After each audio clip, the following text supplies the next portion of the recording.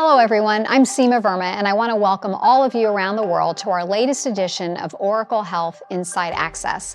This is a monthly opportunity for us to be transparent and not just discuss, but demonstrate our commitment to changing the global healthcare landscape. We highly encourage all members of the audience to make this an open, two-way dialogue by submitting questions and feedback within the Zoom Q&A function. Members of our team are standing by, ready to engage and answer your questions. I'd love to take this opportunity to share a little bit about myself, especially in my relatively new role as Executive Vice President and General Manager for Oracle Health and Life Sciences. So I've spent my entire career in healthcare, starting right out of college, working on the front lines in a public hospital system and health department. It was a great experience for me to really see the healthcare system close up. And it was clear that the problems couldn't solely be solved by the clinicians on the front line. So I went to work with state governments and the private sector around policy and government programs. And most recently, I led CMS, the Centers for Medicare and Medicaid Services. And for those that are not familiar with this federal agency, they are the largest payer in the world, and they serve over half of Americans through Medicare and Medicaid, and they regulate the entire healthcare industry in the United States. And so there wasn't a healthcare issue or problem that we didn't help manage. And while I'm extremely proud of the work that we did, I also recognize that government regulations can only go so far. And as I look back on my time in American government, the problems that we faced are still not solved. And when I think about the next phase of healthcare and what's actually going to be the driver of better care, quality, and outcomes, it's not a single nation's government, but the reach and scale that technology can bring to all regions of the world. I came to Oracle because I'm impressed with the bold vision, and I also knew that if I truly wanted to move the needle on a global scale, that we could do that at Oracle. Few companies in the world have the assets and the experience in other sectors that have leveraged technology very effectively, like banking and the hospitality industry.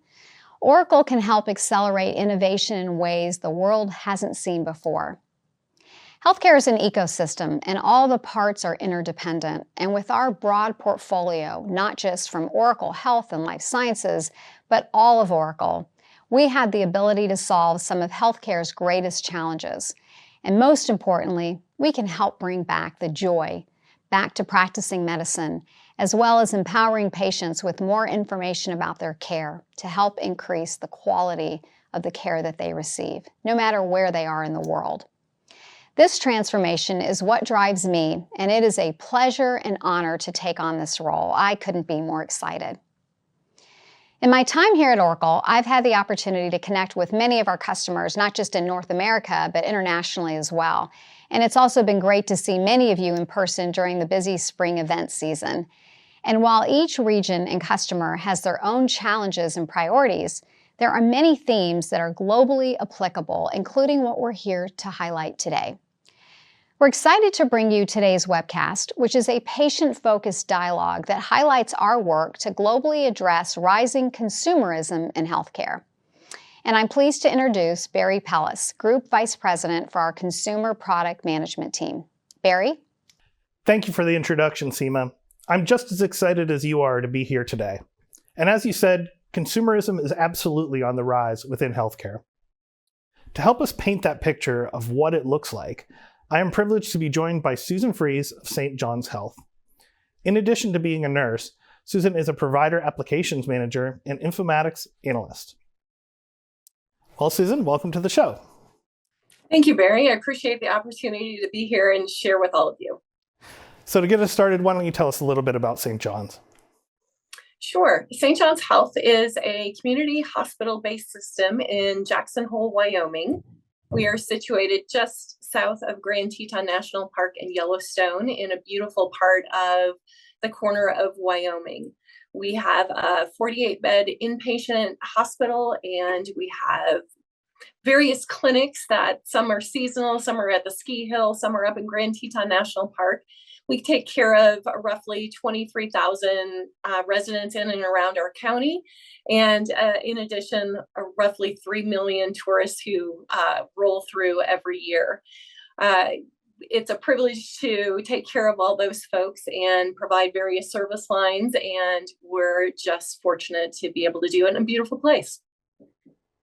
Yeah, sounds great. And so we're here today to just talk about patient portal and patient access. And what type of opportunities, being in the space yourself, do you see within patient access specifically? Patient access is really the entry point for everyone coming into a system. And so there are lots of opportunities for technology and for our EMR to help people navigate through that space, whether it be with pre-registration services, self-scheduling, completion of forms and things like that. I think there's a lot of opportunity in healthcare to move into that space and to help our patients navigate their entry point. Whenever we can utilize our system without having to use third-party software that requires interfaces and things like that, I think it always benefits an organization and those patients. Yeah, it sounds like efficiencies is what it's all about. And I think that one of the things we hear about a lot is clinician burnout specifically associated with the secure message center. So do you have those same concerns? And, what are you doing about them? We do. Over the last year, as the provider applications manager, I've been listening to the providers I support and hearing a lot about this aspect of healthcare, which has changed dramatically over the last 5-10 years. I think there are a couple things that contributed to that. I think the COVID pandemic, where we actually encouraged patients to use tools and opportunities other than coming into the office for all of their patient-provider interactions. And then also just the explosion of technology and texting as our population ages, and the number of people who feel more comfortable texting or using a platform such as a portal to interact with their care providers has dramatically exploded the number of messages and the amount of time that providers are needing to spend in that part of patient care. You mentioned a little bit about technology there, but what other types of technology do you think could contribute to solving this problem?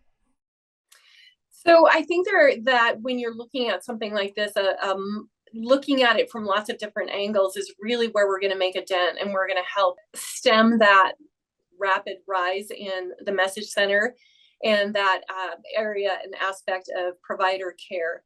So at St. John's, we decided to do an optimization around the message center just in general, and with the goal of using the tools efficiently and increasing how we were doing it in a smarter, more efficient way, all with the goal of driving down that volume for providers. So for instance, we use our data analytics tools, Lights On and Cerner Advanced, to really understand which providers had the most amount of messages, and wherever providers have lots of messages, their staff does as well. So this is not just necessarily focused on providers, it's focused on all of the people using those tools.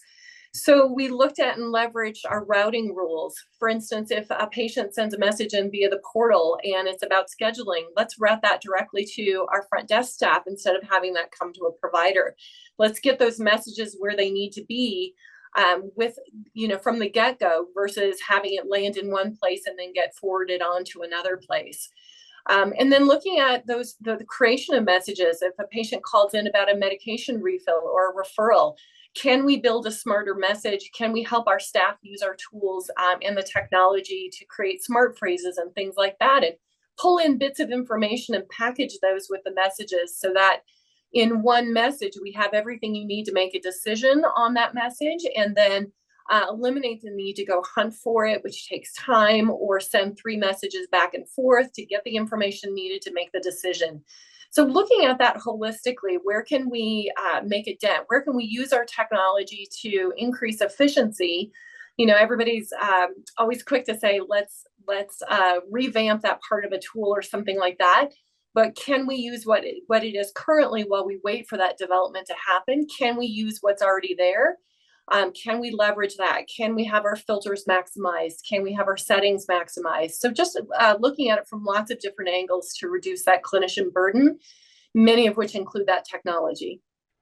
And I think a lot of what you're talking about is going to contribute greatly to the patient experience. And I think one of the trends we're also seeing is that expectation is becoming higher and higher. We're all using our favorite coffee app or our favorite retail app. And we've now set expectations that every app be operating in that manner. So where do you see user expectations going over the next 3 to 5 years? I think users are going to be expecting that in the healthcare setting, just like they're seeing it all over the place. I get to my haircut on time because I have the app and the software on the hairdressing side reminds me of that. And I think that consumers are going to be expecting that in all aspects of healthcare as well. And I think there's a huge opportunity for AI to assist in this area as well. Can we leverage some things like, can my patient portal app do all of those things? Can it pull in information from my labs and experiences I had across the country? Can it aggregate all of that for me? Can it remind me of my appointments? Can it even go so far as to say, you have future labs sitting out there and you have an appointment coming up in a week. Would you like to schedule an appointment to get those labs drawn so that your continuity of care is just seamless across the board?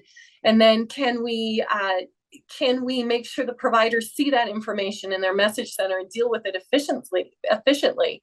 So we're combining all of those things that you've been talking about and asking about. Can we bundle all that together and give and create apps and tools for providers within the system that will leverage all of those different pieces and parts for a seamless and coordinated experience? I love it. And I think that we have to think about solving problems differently now at a different level. And one thing us at Oracle are trying to do is leverage our industry expertise across the board to help provide a better care experience for the patients. So could you tell me a little bit about how you might leverage other industries in order to help the patient experience? Sure. I went to the Oracle Health Conference last September, and it was just very fascinating to listen to the different industries and the different places where Oracle is providing assistance with data, with cloud storage, with all kinds of things. And to give you a good example of this, there was a session where the chairman CEO of Uber was being interviewed, and he was describing how Oracle helped them move people and move from that specific subset to moving other things and moving food and different things like that. And it really struck me, can those lessons learned across a broad industry with technology really be brought to healthcare as well? Can we use that to help patients get prescriptions? Can we use that to help people get to appointments or get home from hospitals, for instance? Can we use that in the movement of healthcare supplies or drugs? Can we leverage any of that in the space to eliminate drug shortage problems and things like that we're seeing across the board? So I think there's a lot of opportunity to take that large scale technology and look to see where we can apply it in healthcare. A lot of people have said for years that healthcare has been behind technology in many respects. And it's just really exciting to be on the forefront of seeing some of those things come to healthcare and really provide a lot of quality experiences for patients and for clinicians along the way.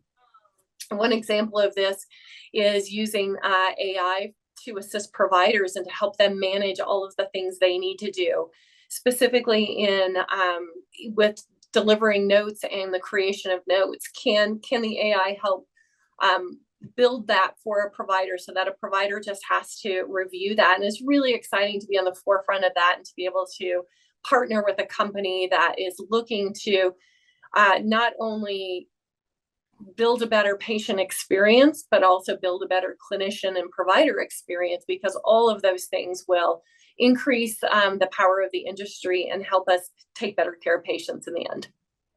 I totally agree. And before we wrap up, I just want to ask you, given that you're a destination, your travel destination, and you have a lot of international customers that are coming in and a lot of new faces coming in the door all the time, how do you solve for those unique challenges? Yeah, in the international space in particular, we have lots of challenges. We can't e-prescribe to a patient unless they have a local address. So figuring out that challenge and making sure everybody has a local address, whether it's their hotel or the campground they're staying at, or any of those kinds of things, so we can make sure patients get what they need when they leave our doors. And then looking to how we get paid through international insurance companies and things like that. There are challenges. Along with those challenges come the language barriers. And using tools to help do that translation is one piece of it, but then the paperwork we hand a patient, the instructions, the patient portal. I think there's a huge opportunity for technology to move into that space, create patient portals that can easily and seamlessly move from English to Spanish to Mandarin, or any of the dozens of languages that we see coming through our valley. And that also extends not only to our patients who come in and get hurt or sick while they're here, but it's also the employees. We have a lot of employees that come here internationally and have those same challenges, who don't even have cell phones. So lots of different opportunities to use our technology to help those patients and solve for those things in getting our patients the quality of care they deserve, no matter if they're international or national patients. Yeah, and I think as us, as a software technology provider, we have to listen to all those unique use cases that you're talking about and be able to be malleable to your solutions. We have to be configurable. And that is certainly the direction that we're trying to go. So, well, I really appreciate you being here, Susan. It's been a pleasure to talk to you, and we'll see you soon. Thank you so much, Barry. I appreciate the opportunity to share. Now, before we jump into my portion of the presentation, I want to remind everyone that we have a team on hand ready to answer your questions. Please make sure that you get the most out of this webcast by leveraging the Zoom Q&A function. We can have a two-way conversation and get those questions answered. Now, as evidence from the conversation that I just had with Susan, it's no secret that consumerism has reached healthcare. Whether you're in Europe, North America, or anywhere else around the globe, I'm sure you've seen this firsthand. Patients expect to be the center of their healthcare journey. They want to be able to manage their own healthcare, their own data access, and have personalized care plans that help them throughout their care journey. So what are we doing as Oracle Health from a technology perspective to help healthcare providers around the world meet the needs of their patient populations? Well, much like frontline clinics, we're putting the patient at the center of all of our innovations. Patients' expectations have changed. They expect a greater degree of access than ever before. They expect to see a longitudinal 360-degree view of their health record, and they want to be able to complete activities simply and easily. They want personalized recommendations on what to do next, and they want to make sure that their experience is customizable to meet their needs. Today, we're going to talk about the patient portal and the patient access system front office software. But I want to mention that Oracle has an entire ecosystem outside of the consumer engagement that is used to support this. We are going to be the entry point for many of these activities, but without the entire ecosystem, a lot of this wouldn't be possible. Now, when we decided to invest in the patient experience, we wanted to involve some investment tenets. The first is multi-EHR. We wanted to make sure that we weren't tied to a single EHR system, and that we could provide that longitudinal view for the patient. We wanted to make sure that we included patient preferences, personalization, and make sure that the patients are getting the information that they need when they need it. We wanted to make sure also that we were minimizing the physician workload by looking at the solutions within the secure inbox and also providing as much self-service for the patient to complete on their own. We wanted to customize experiences to make sure that we could configure our systems for internationalization, national databases, and so on. And we wanted to make sure that that ecosystem was extensible. And of course, we wanted to make sure we were compliant with all local laws and regulations. And we also wanted to make sure that localized workflows were incorporated into our solutions. In addition, we knew that we couldn't do it on our own. We knew that we needed partners. And in order to support this ecosystem, we had to open up our APIs and allow access to anything that we can do within our ecosystem. Our partners and customers would be able to have access to. we wanted to provide a marketplace that would allow customers to see innovative solutions from our partners in order to extend their healthcare ecosystem, and then broadening that concept of partnership so that we can see innovative solutions that we might never have thought of into our healthcare software. Now let's talk a little bit about the patient portal and how we personalize the experience. So how do we maximize patient engagement? Patient self-service is the first core tenet. This allows someone to self-register, find their own appointment types, and fill gaps in care based on recommendations and promotions, which is the second tenet. Showing someone what they should do next based on their medical record or population data, and also to enroll them into promotions for things like getting your flu shot or other campaigns. And finally, we wanted to provide insight and analytics that shows telemetry across the entire ecosystem that allows you to see things such as how many people went through registration and only got through step 2 of 3. How many appointments did you schedule throughout that campaign? What kind of engagement are you getting? Those are the analytics that we feel will be the most impactful to the business. So let's take a look at the patient portal. Patients want access to information that is relevant to them. They want to be able to show their most recent lab results, their upcoming appointments, and they want to be able to find information about their care team whenever they need it. They also want to utilize population health data, such as that through Oracle Health Data Intelligence, to show gaps in care. Based on population health data and based on your specific medical record, it's time for your mammogram, or it's time for a flu shot or a physical, etc. We also know that we want to interact with artificial intelligence, such as Oracle Clinical Digital Assistant, that'll help us answer patient questions quickly. This reduces provider burden by allowing the AI to respond to simple queries and reduce the amount of influx in the secure inbox. So as you can tell, I'm really excited about all the work that has been done and what we'll be delivering very soon. We're targeting this summer for releasing the patient portal update. Now, to talk through the patient experience updates for patient access and provide a demonstration of the solutions that we're delivering, let me hand it off to Tom Hutzel, Senior Director in Product Management for Oracle Health. Tom? Thank you for the introduction, Barry. I echo your excitement, not just about what's coming soon, but what we've collectively been able to accomplish over the last year. I'm happy to have this opportunity to provide an update on what we've been working on to deliver a new, modern, patient-centric user experience for our customers' administrative staff and the patients they serve. Our new patient administration system is a modern, cloud-native solution for scheduling and registering patients. We're building a completely new user experience for administrative staff and patients using guided processes with personalized recommendations and embedded task automation.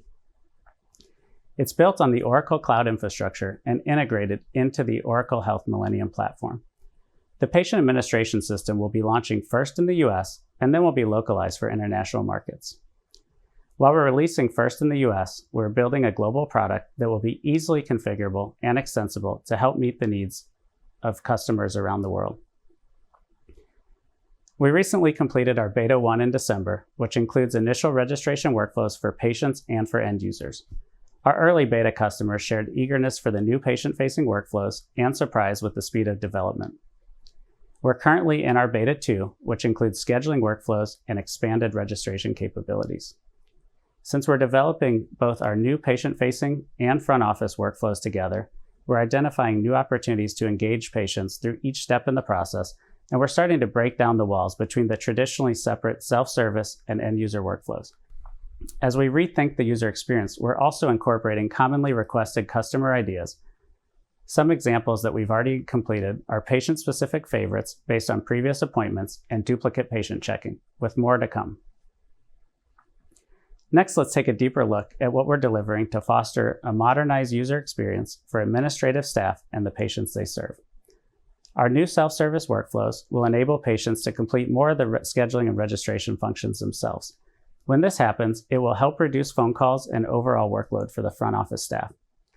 Since the new self-service workflows integrate directly into Millennium, the information that patients capture will be available for all Millennium users without requiring staff intervention and without the need for complex configuration or mapping. As Barry covered earlier, customers that want to integrate ISV or self-developed applications will have access to do so. They'll do that through headless APIs that support the same capabilities as the end user applications and provide that same continuity. For staff, we're modernizing their experience with guided workflows that will step them through their jobs to be done, letting them know what to complete, when, and crossing boundaries in applications that previously required them to launch additional dialogues or modules. Staff will also benefit from the Oracle Redwood design system, which provides accessible, consumer-grade plus user experiences, many that are already proven in other industries, including hospitality and finance. The new fully responsive user experience also works well on mobile, tablet devices, and desktops. This provides staff with more flexibility in how they can engage with their patients. As we redesign the user experiences, we're also introducing task automation to reduce manual tasks and workload for front office staff. For example, in Beta 1, we included document recognition for US driver's licenses and insurance cards to help capture demographic and insurance information. We will continue to expand this to include additional documents by market and, where possible, further automate this process through integration with electronic card readers and integration with national health authorities. Our next two priorities for automation are waitlist management and insurance verification. Next, let's look at how we are delivering these new capabilities. We're starting with ambulatory as a great proof point for how we can meet the needs of busy front office staff working in this high volume venue of care. Our first release is targeted for this summer and will be for US primary care providers. There's a lot to be excited about with our primary care release, both in terms of what we're delivering and how we're doing it. With the initial release, we're setting the foundation for us to extend to additional venues of care and international markets post-GA. We're delivering it as a modern cloud-native SaaS offering on OCI with a set of headless APIs on top of Millennium. Earlier, I highlighted the benefits of this approach for interoperability, but this also helps us with our speed to delivery of new features. Building the APIs first enables us to develop new features and workflows in parallel, reducing constraints on our development process. Since we're building the new application on the Millennium database, we're creating continuity with existing Millennium products that many of our customers use today. The new patient administration system will leverage the existing data models, tables, and much of the existing configuration. This will help reduce configuration effort for existing customers. It will also enable customers to use it concurrently with the existing applications and adopt it incrementally by persona or venue of care. When we've shared our progress with beta customers, we often get the question of how we are able to develop new features so much faster on OCI. The API-first approach that I covered earlier is a big part of it. Apex, our low-code application builder, is another key contributor to our speed to delivery.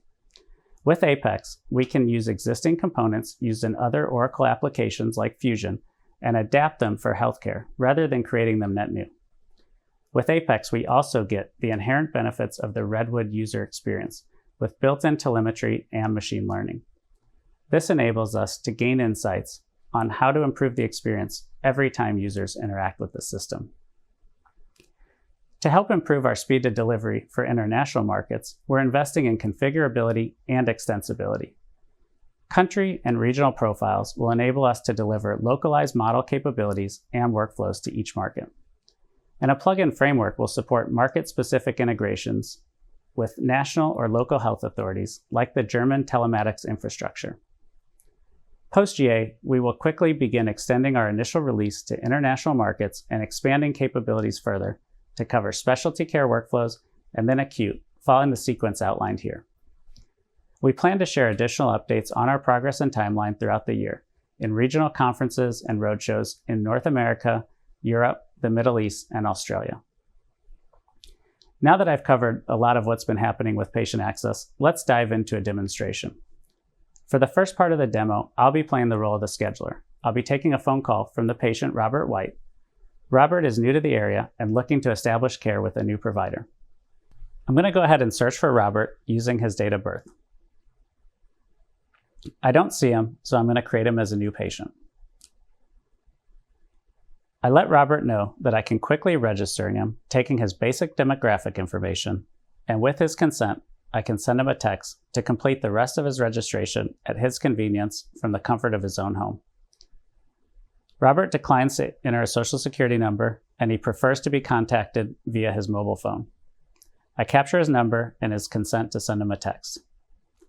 And I let him know he'll receive a text at the end of the scheduling call. I let him know he'll capture his insurance in the self-registration process. And I go ahead and look for a new patient appointment.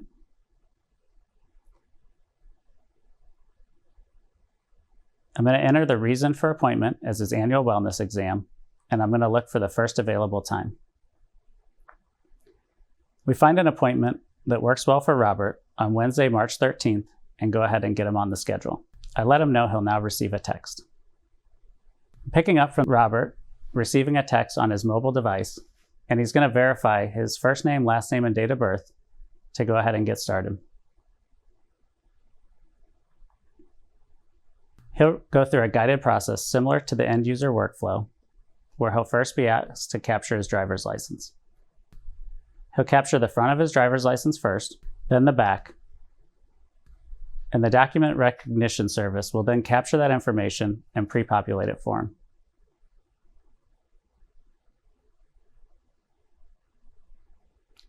Robert can now complete the rest of the required information, including his personal email.